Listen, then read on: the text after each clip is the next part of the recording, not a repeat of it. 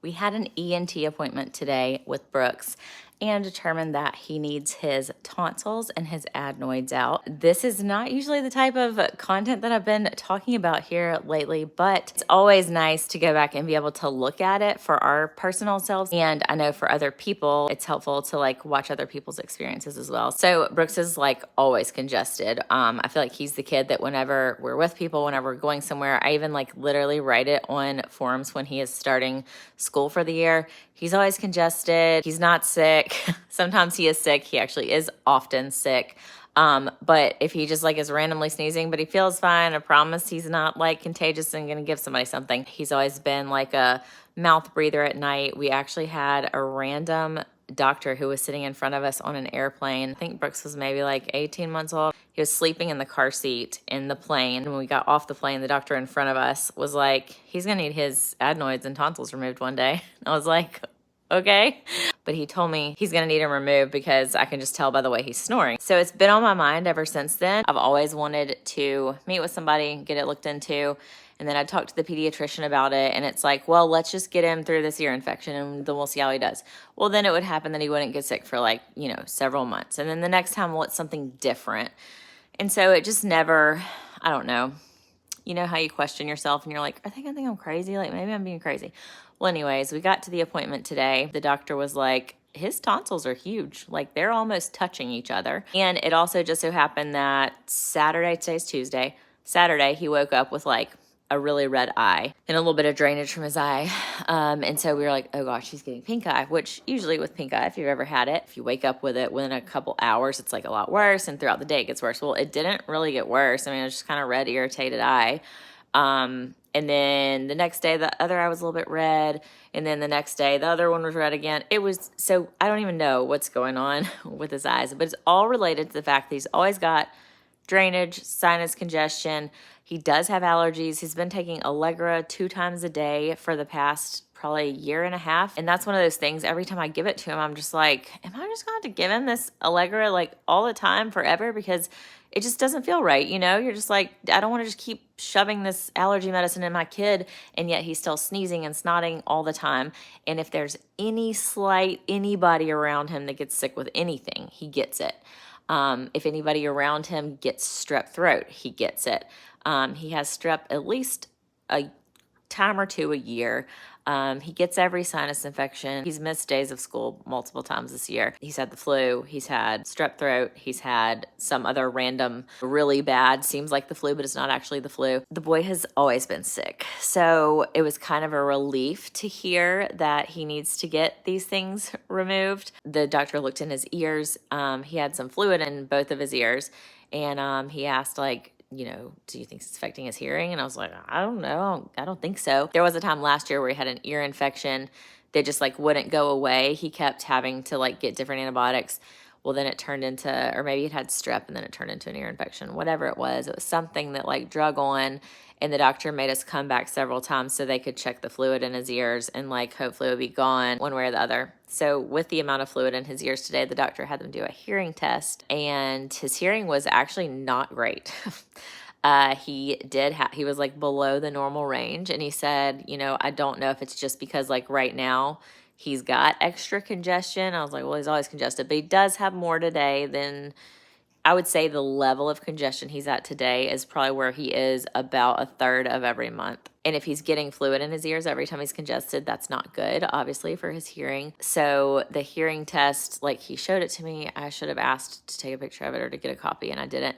But like it was below the normal level for his right ear. And then like at the lower, or it was below normal in his left ear too, but a little bit higher. It was a little bit better. So that wasn't good. So he was like, all this is affecting him. He gave him an antibiotic today because he said he needs to clear up all of this stuff. Like it's sinus infection, it's ear. I don't know if he said it was actually ear infection or just fluid in his ears, but he needs to get it all cleared up. We're going to be doing Nasacort also, which he hates, sprays up his nose, so I hope it goes okay. And then he also recommended, he has like a little bump in his nose. He gets these bumps in his nose all the time from picking his nose because he's always congested and always has boogers. And then he recommended Pepcid that he said will help with the inflammation, does help with like I could be making this up. This sounds weird now I'm saying it out loud, but he said it helps with his adenoids, like to keep them, I don't know, de-inflame them. I have no idea. I'm probably saying this wrong. That might not be accurate. One way or the other, he said to give it to him. So he doesn't know if he's gonna do tubes in his ears or need tubes in his ears. He also said he has allergies. I know he does. I can just tell you that just by like looking him over and hearing about all that you're telling me. That's something else that's been on our list for a while, is doing allergy testing. But you know, allergy testing isn't always fun. Brooks is not always the most fun to put through stuff like that. And I've talked to the pediatrician about it, and she's like, well, let's just keep on with the Allegra. And if you want me to refer you for allergy testing, I can. But if you just want to kind of like keep trying and see what we can do. So what the doctor offered is that when he is asleep for his surgery to get his tonsils and adenoids out, they are going to draw blood. So he won't have to experience like having to have that done while he's awake. And then they can do some allergy testing that way, which I'm so relieved about. Honestly, all of this is such a huge relief because ever since he was like literally an infant, I don't know why this made me cry.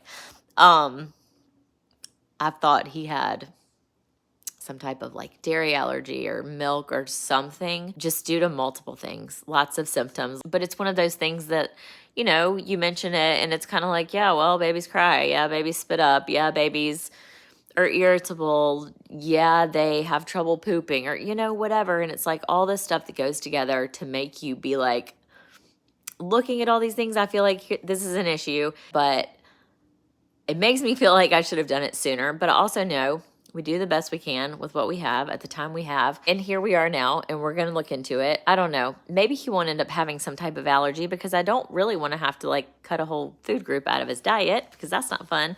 But just knowing would be really helpful because it's like every time I pour him a cup of milk or every time I give him like some pasta, and I'm like, what if it's like a gluten allergy? What if it's a dairy allergy? And I'm sitting here just feeding this stuff into him that's making him sicker, that's causing him, he's had constipation issues, that's a whole nother story that I haven't even shared about because it just feels a little more weird and personal. I don't know. I'm relieved to know that we're finally to a point of being able to have something done about this for him and not just keep dragging him out of school, put him on antibiotics and just put him through all that. Like whew.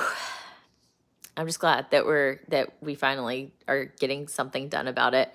I know it's not going to solve all the problems. Some people, they get it done and maybe it doesn't help as much as they thought it would, but I'm hoping it'll be helpful. Maybe it's not that there's any allergies at all. I think I've mentioned some of this before about allergies and have had people say, my kid I thought had terrible allergies. We'd been on allergy medicine forever and it would help a little, but it wasn't really helping that much.